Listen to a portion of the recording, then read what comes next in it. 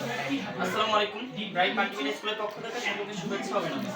আজকে আমরা উচ্চতর গণিতের 9.1 এর এই গাণিতিক সমস্যাটি সমাধান করব। বলতে সরল করো। কি বলছে?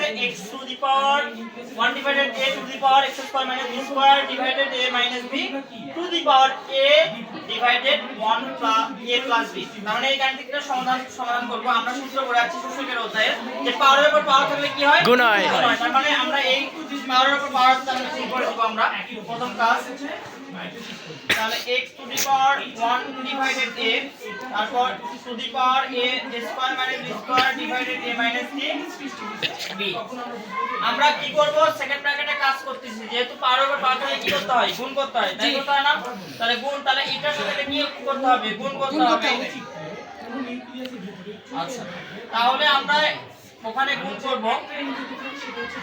তাহলে উপরে a ইনটু তাহলে কি হলো? স্কয়ার মাইনাস b স্কয়ার, এটা দ্বারা গুণ করলে a plus b into a minus b সমান সমান কি হয়? Square minus square b square. তার মানে এটা কাটা। তাহলে কি থাকলো? x to the power 1 divided a, তার উপর কি থাকলো? a, a, শুধু কি থাকলো? a। তাহলে আমরা কি করব? x to the power a পাওয়ারের উপর পাওয়ার হলে কি হবে? গুণ হয়। তাহলে কি হবে? a divided a। তাহলে a কি হয়ে গেল? কেটে গেল। তাহলে শুধু থাকলো কি? x। এটাই आंसर। ধন্যবাদ।